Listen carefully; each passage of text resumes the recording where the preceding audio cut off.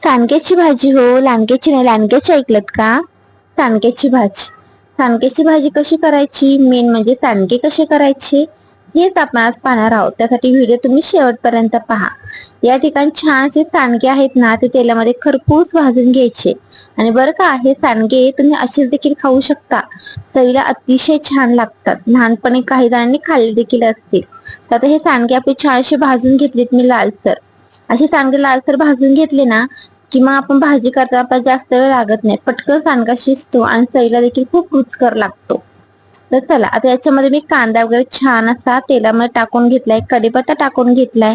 त्याच्यामध्ये तुम्हाला काय करायचंय, जिरं, मोहरी आणि लसूण खोबऱ्याचा मसाला म्हणजे वाटण त्या ठिकाणी टाकून घ्यायचे. छान असं तेलामध्ये परतून घ्यायचं आणि त्याच्यामध्ये तुम्ही लाल तिखट, हळद, गरम मसाला टाकून तो देखील त्या ठिकाणी मसाला छान असा परतून घ्यायचा. लक्षात ठेवा, सांडगे तयार करताना आपण त्याच्यामध्ये मसाले वापरलेत, त्यामुळे बेतानेच त्या ठिकाणी लाल तिखट वापरा, मीठ वापरा, बरं का? बरं चला, आता हे मिश्रण सगळं भाजून झालं ना, आता आपण याच्यामध्ये सांडगे टाकून घेऊयात आणि छान असं परतून घेऊया.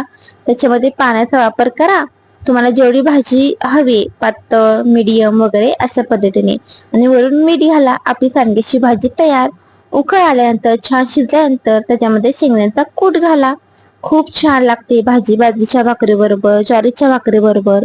आता हे झालं भाजीचं. आता हे सांडगेच कसे तयार करायचे, या ठिकाणी मी 1 किलोचे सांडगे बनवले होते. त्यासाठी अर्धा किलो मटकीची डाळ, पाव किलो चणा डाळ आणि पाव किलो आपली मुगाची डाळ चांगली रात्रभर भिजवून दिली.